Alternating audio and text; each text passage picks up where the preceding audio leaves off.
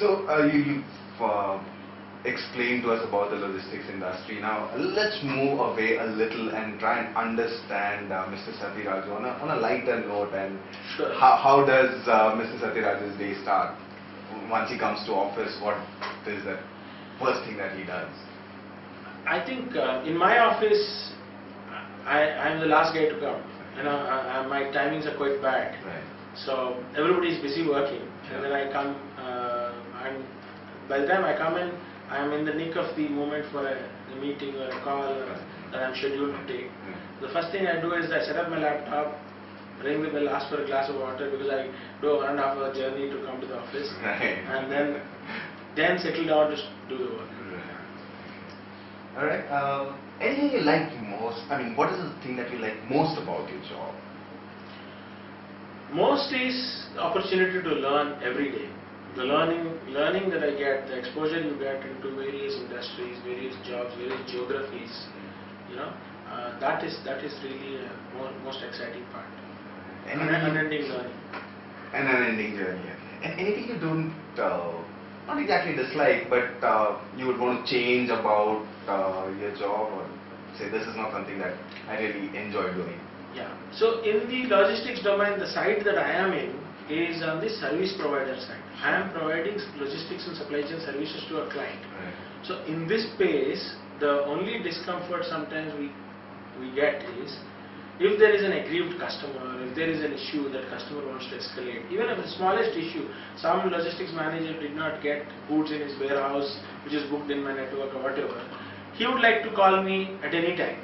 So he or she or the customer expects me to be available 24/7.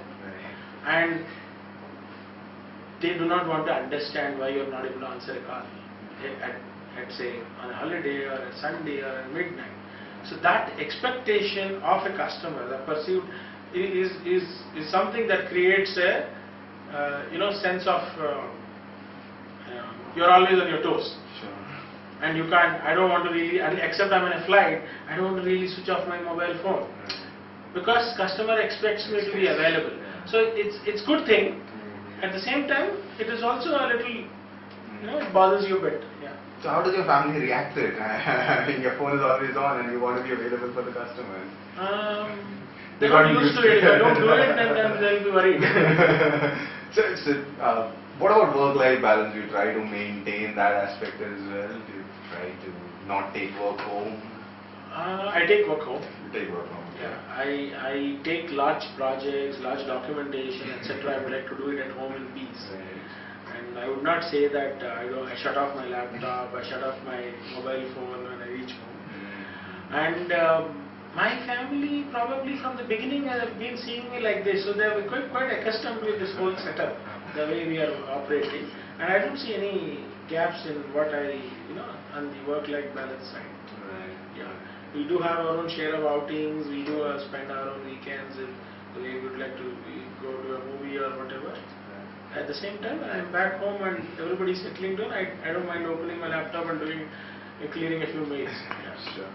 Sure. So what does Mr. Sathiraju do to unwind? Watch movies, Telugu movies. Watch Telugu movies. I'm a Telugu movie buff. Okay. I try to do movies. Actually, movies, any movie I watch. Right.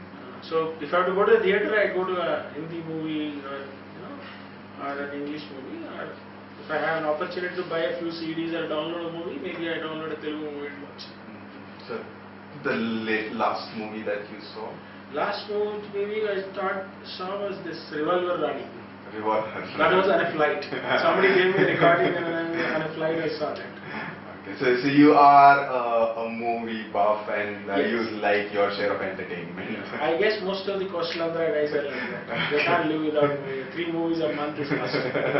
3 movies a month is a must. Okay. What makes you happy?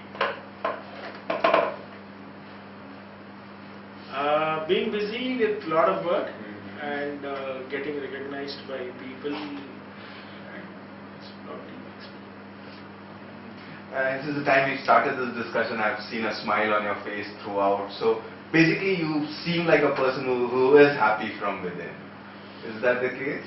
I can say that. I've generally been never have many complaints. And early on, somewhere I picked up this thing that you should stay positive all the time. So I'd like to continue to maintain that as much as possible. Sure, it pretty much reflects in your body language and the way you've taken this discussion forward. We're almost coming to an end of this discussion. Just some rapid fire questions. If I have to ask you to describe you in one word.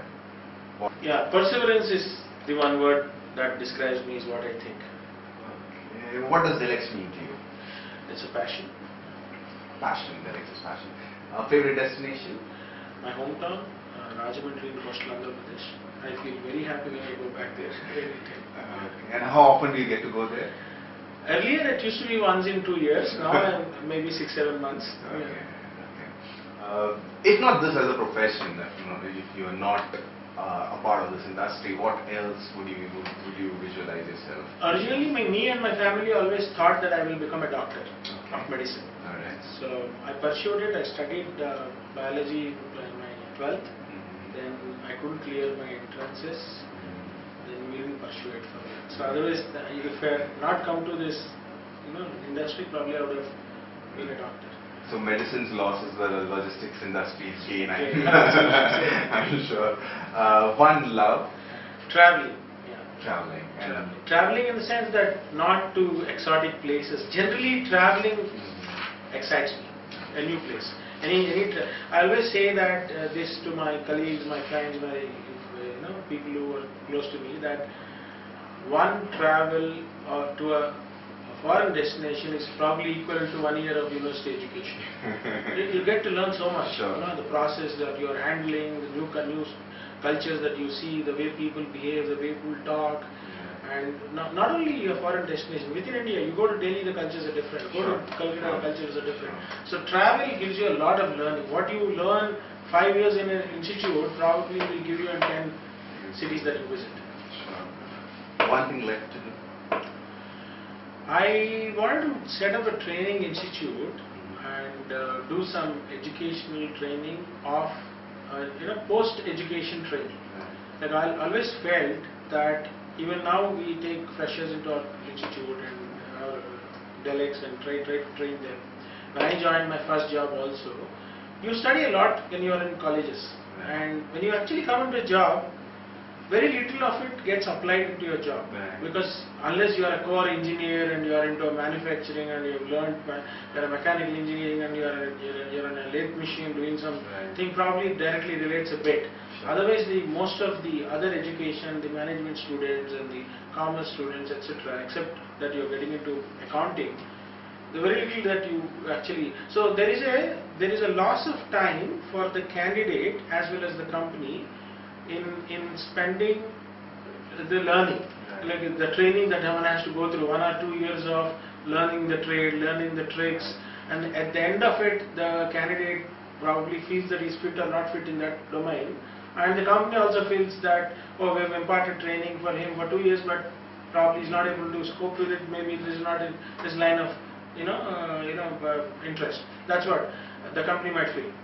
In a different case where the guy gets into the job very well, trains himself very well, the company is happy with his progress. The company might lose him quickly because he is pulled by some other company. Somebody might headhunt him and take him. So what I was thinking is that, and also when you go back to the question of, do you see people opting for logistics as a domain or a career choice when they come out of colleges? I still don't see a lot of people doing it in small towns and remote parts of India choosing logistics as a career option. Because I still remember when I got a job in LG as a senior executive logistics. My own father said, what is logistics? Why are you getting this? What kind of job is this? So don't even go. So a lot of people, even I did not understand what was logistics, but I took the job. So that is the scenario even today in many parts except for the big cities. So I wanted to set up a training academy in which would impart probably a 6-week training or an 8-week training, which will train them on specific core modules of a particular distribution activity or a express transportation steps that one would handle, etc., and prepare them and make them ready for the job. Then give them a path. I also want to take the responsibility of give them a job by referring these candidates to all these logistics companies operating in big cities and say, so probably what happens is that company gets a trained employee, and for 2 years he'll stick there to learn and pick up further in that job. Right. So both are benefited. Right. And they become productive faster. Yeah, and this has been there on my mind for a long time, and I want to do it as soon as possible. So that's the last thing that's left to do. Sure, best regards are there with you. I'm sure one day that dream of yours will also come true. Mr. Sathiraju, at the age of 18, what was he like? I was like, looking at opportunity to travel. So I was ready to do anything. I was immature, I was trying to create opportunities. If somebody wants a small thing to be done, I used to run and say, I want to go. Because I get an opportunity to travel at their cost. and there is a purpose of my travel. I don't want to just be a loiter. Yeah. So that, I was quite immature and I was ready to do anything for anybody. How did it change when you became 30? When I became 30, it is like, I'm settled with, I'm married, I have a family to support, I have a career to pursue, and there is a society around looking at you to how you are moving forward. So I was in a hurry to do good things and to prove myself and move forward. So, Mr. Sathiraj, it's been a great pleasure having you with us here today. Unfortunately, we are running short of time, but just before we let go of you, we wouldn't want to miss out an opportunity of hearing from you, especially for the students, some words of wisdom from you that you would probably want to impart to the students who are listening to this discussion. See, the biggest thing, when I started my career in this industry long time back, a lot of my seniors used to tell me that to be a good logistician, all you need is truckloads of common sense and a quick decision-making ability. Now, coming to 2014, in today's world, a lot of these youngsters exposed to the city life, modern things, etc., I am sure their common sense levels are much higher than the times when I started my career. So they have the biggest quality readily available with them, and they are also equipped with some of the best institutes degrees, like Welingkar kind of colleges are imparting them with some of the best knowledge and best training, academic training possible.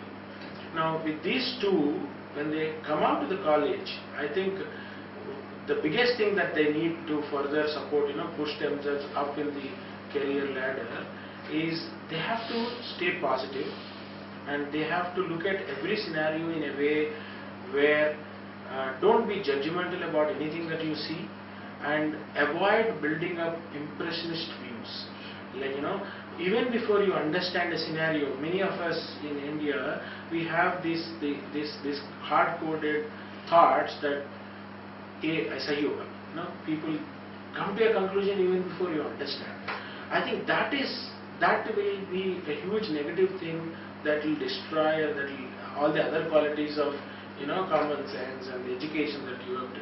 So people should be open to learn, and even if you know and experienced it in the past, hear it again with patience and try to understand it thoroughly and then react. So that also helps develop some patience, and it also allows them to develop the quality of perseverance and pursue the opportunity in a systematic way.